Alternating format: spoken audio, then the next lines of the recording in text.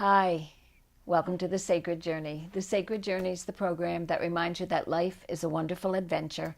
Each and every experience we have is a unique and perfect opportunity for learning. I'm Joyce St. Germaine, and I'm really excited about tonight's show. It's language in action, and that might seem very vague, but when you think about what language really is, you've only scratched the surface. I'm so pleased to have my friend and guest, Dana Stewart Bullock, who will really expand our awareness about what language really is. Welcome, Dana. Thank you. I'm going to ask you to explain in your world, through your eyes, what language is. Language to me is communication, and for me it's all forms of communication, which includes body language, language of animals, language of people, verbal language, posture language. It covers everything. And my background is such that I'm trained as a physiotherapist, and I specialize in manual therapy, which is hands-on, and I've worked 42 years as a therapist, primarily in the beginning with children with disabilities, children who did not have language, did not have verbal language. And so I started with that, and I realized that one of the central connectors in life is language, but I had to broaden the definition of it. And so I see the primary connector as language, and it connects all of us, although it may have different manifestations. You use an expression that completely blew the top of my head off when you said it, and you said, when we really communicate, if we don't get ruled by our emotions and drag them in, we are in a consensual reality. And that was my aha moment. I'm going to think about that. I'm going to embrace that. I'm going to use that understanding. That was more powerful than you could have imagined.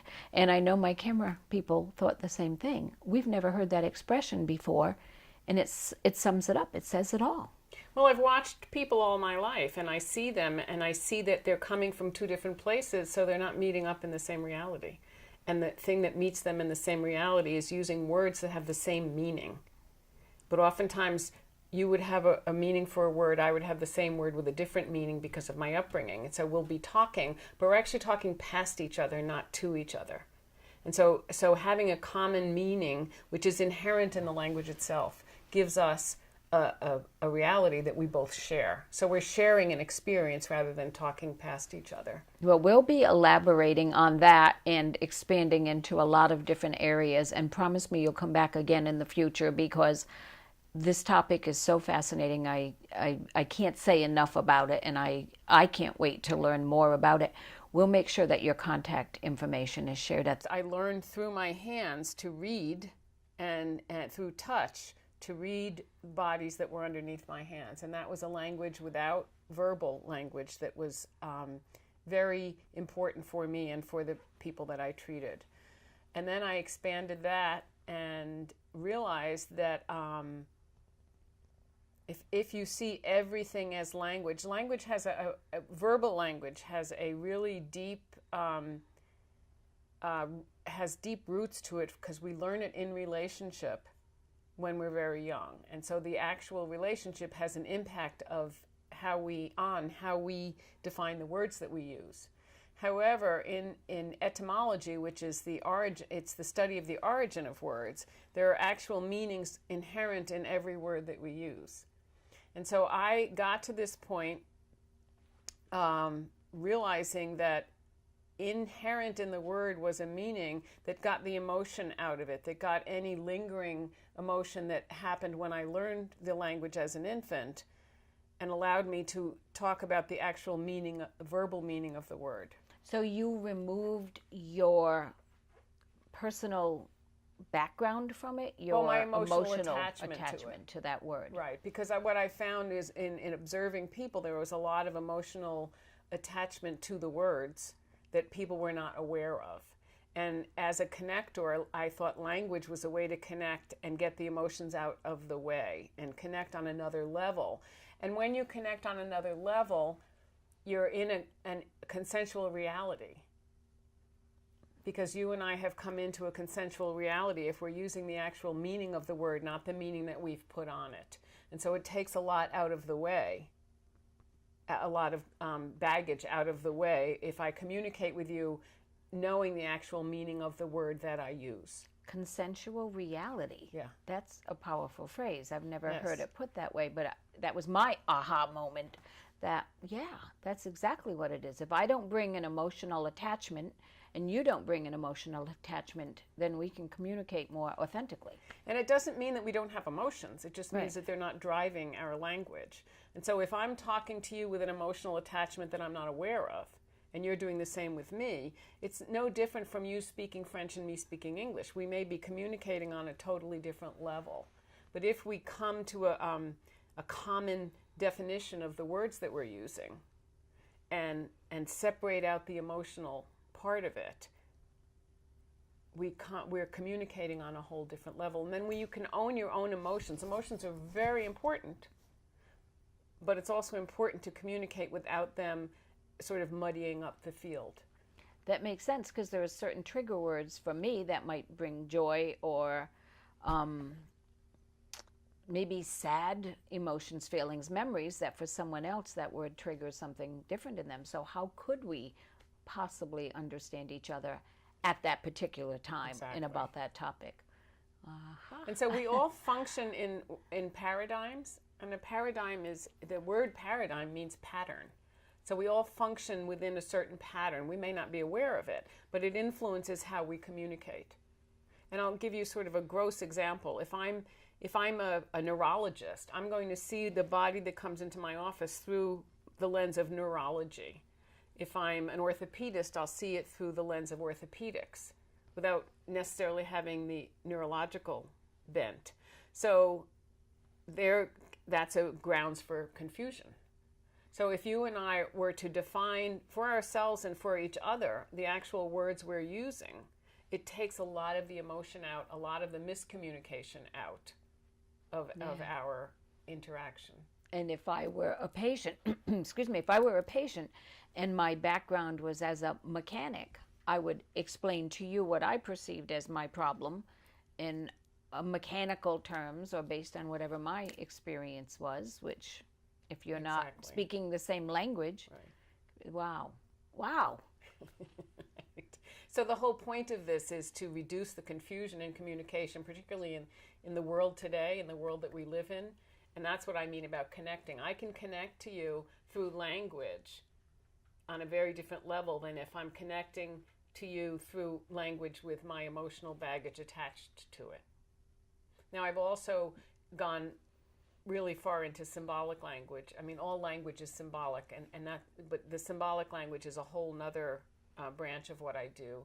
But let me just back up a little and let you know that the majority of communication is via body language and is silent. Most language on the earth is silent communication. So that if I'm meeting you and you walk into a room, I've already got an impression of you. I have an impression of your posture, the energy that you carry, your expression, the clothes you wear. I've learned most of what I know about you before you even open your mouth.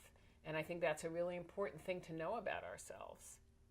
And then the other thing that's really interesting for me is that prosody, which is the intonation of language, is 70% of what we hear.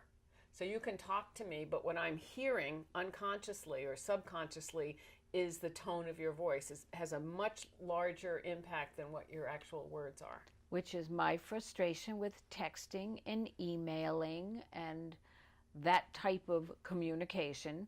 It's just lacking so much, and you summed it up. And you don't, when you're perfectly. texting or using email, you don't get all of the other senses involved. When I'm talking to you right now, I'm looking at your eyes. So my vision my smell is also affected, my hearing. I'm getting a lot of information on different sensory levels that I don't get when I'm typing on a machine. Yeah. So does it concern you that as we grow more and more technology based, that our communication, that you have to be even more ahead of the game than you are now, and you have to be ready to work with people who have lost the ability to really connect? Well, it's really concerns me a lot. I'm sort of older, and seeing what's happening in the generations that are coming up behind me, it's fascinating to see what will be the outcome. I once treated a young man who was a teenager who had a really intimate relationship with his girlfriend via texting, but was in a panic when he had to actually meet her. He didn't know how to talk to her. So it has impact on every level. Yeah, well, losing that ability to connect. I mean, for starters, just looking at just one device, a phone where you're looking down, you've totally closed down your energetic field and you've taken away sight of anything around you. And you're communicating with an inanimate object that you're giving all this attention to. Well, you're also communicating with a very primitive part of your brain. So the more primitive parts of your brain are the parts that are developed first, and they're usually survival mechanisms that develop and then overlaid by other higher centers. And addiction happens in a really primitive part of your brain. And addiction just means that you're compelled to react to something. And that happens deep in your brain. It's very hard to change that. And most of us are addicted to our phones.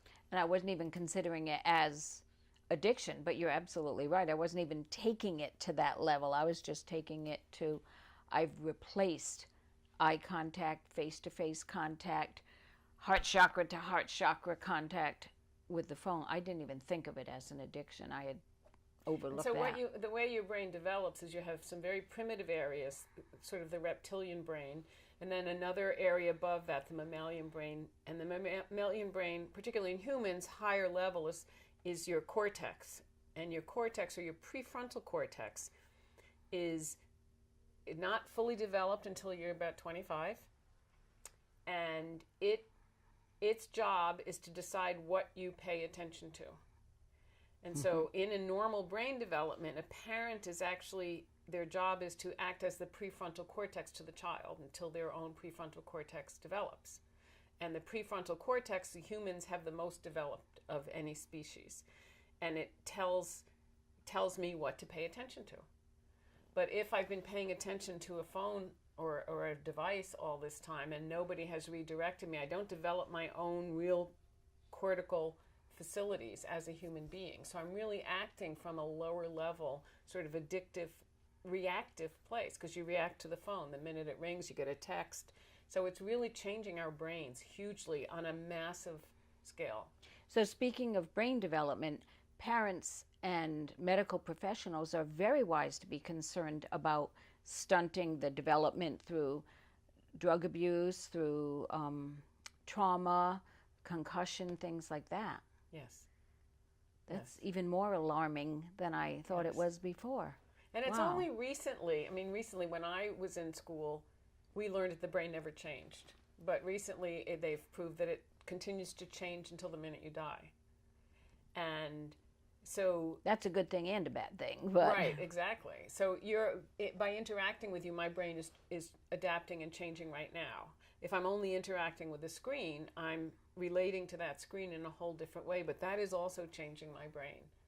And so I think that we're raising a generation of basically addicts. That's really sad. In shamanism, we're really aware of the ability to change the brain, and we do it all the time to do the work that we do. Right. But to hear more about it from a scientific point of view is pretty eye-opening. Wow. There's so many directions we can go, and I want you to share what you can with our viewers, and we'll give your contact information because they will want to know more, because it's a fascinating topic that does not get enough attention.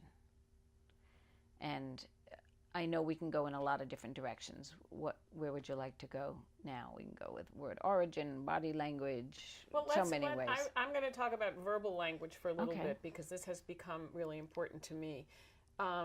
So inherent in every word is, from thousands of years ago, is its actual meaning. And so if one has a dictionary of etymology, which is the study of the origin, you can look at the actual meaning of the word. And oftentimes we're not using the word the way it was meant to be used. The other thing that I have taken on is symbolic language. So symbolic language, I mean, all language is symbolic, but symbolic language actually goes to the aspects of the brain that are very primitive and old, the emotional centers. So when you see a beautiful painting or a sunset or something, you feel different. I've reversed that to use the symbolic language to understand and give me a route to better understanding of, for instance, a symptom in a body. And I really believe that labels are a full stop. So I'm really all about function. So if you label something, there's a full stop. There's nowhere to go with the label. But if you then look at what the label means, look it up in a dictionary, you can then move somewhere else.